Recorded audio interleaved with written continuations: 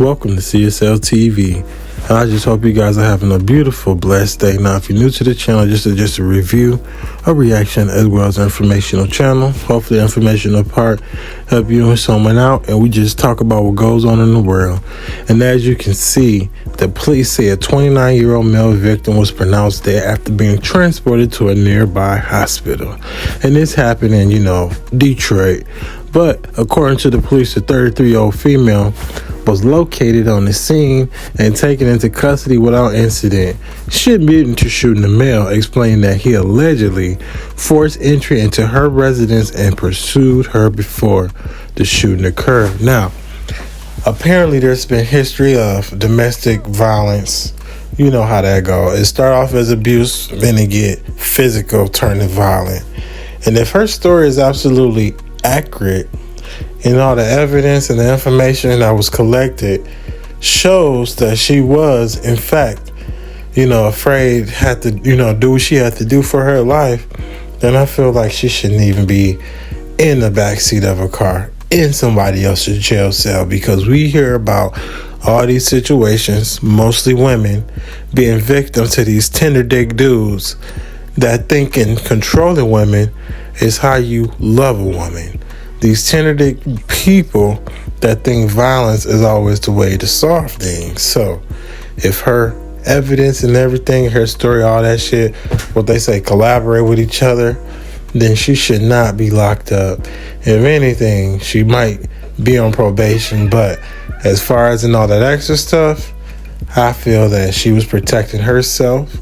And, we hear about all this domestic violence shit in the news. So that's just how I feel about it.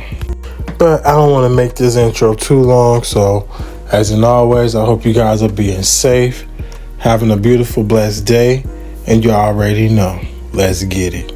Nobody ever seen him be this kind of person, or to ever expect that it would ever come out that he was a murderer. This story out of Iowa is wild. This is James. Last week, a Good Samaritan picked him up on the side of the road in the tiny town of Pomeroy, Iowa. He had a sign claiming he was a veteran and needing help. Feeling sympathetic, the Good Samaritan took him in and even gave him a job. And before long, James was dating the Good Samaritan's sister, Jane.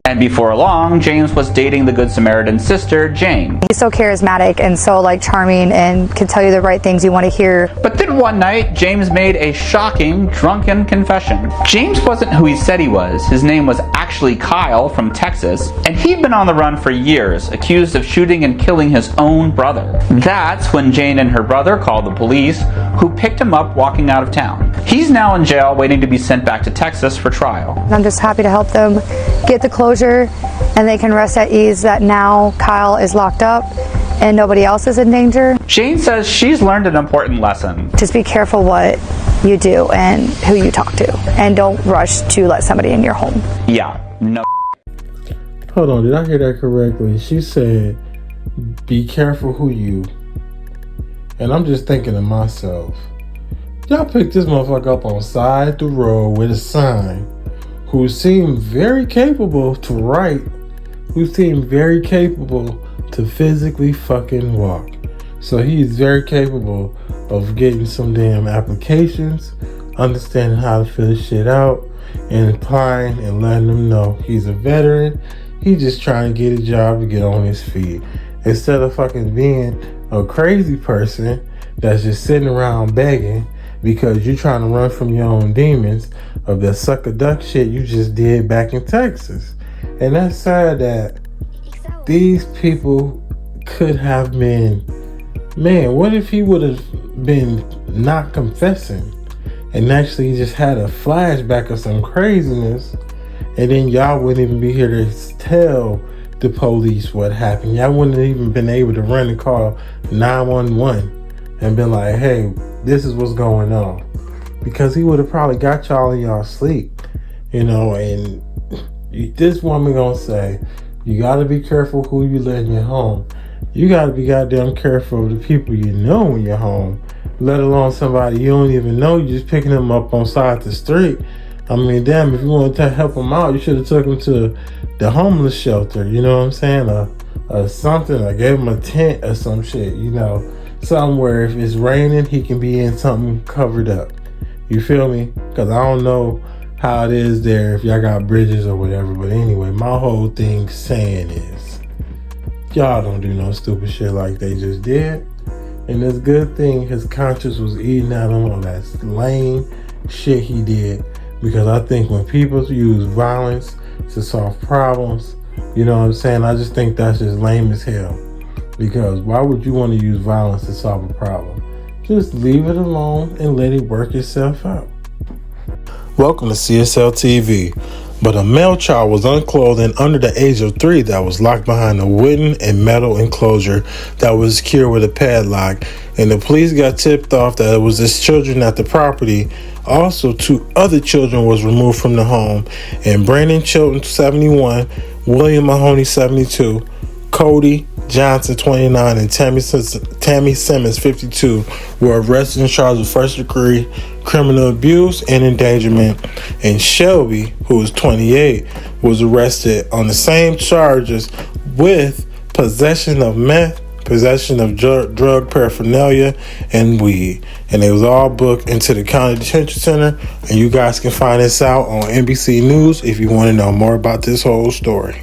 No, it's just heartbreaking to hear that there's people out here who will love the fuck out some kids just because, you know, you see how they take care of the animals. So I know they will love the fuck out of a kid. So when you see people with kids like these folks right here and they treat them the way that they do, I hope justice gets served the way we want justice to get served and how we imagine it will be served, knowing they had all these type of drugs around and the 2-year-old was naked, fucking chained up like an animal, a dog. You know what I'm saying? I don't even think they have prisoners held down that goddamn tight. Cause man, that was just the most messed up conditions anybody could have to witness, see, or experience. And another human being treated that type of way. And it's just, man, the world we live in, crazy stories out here. Some of the stuff be so messed up, I can't even put it out there like that because I know YouTube wouldn't let me. And I'm just hoping YouTube let me share this with y'all. So if y'all see anything or, you know what I'm saying, like these folks that gave the police this tip about this 2-year-old, hey, don't be the one to be like, oh, y'all should have just turned your head. Y'all should have looked away. Don't be the one of the people that say they should mind their business, because no, if something don't look right, you should at least make it aware to someone who actually care instead of being the ones that just like,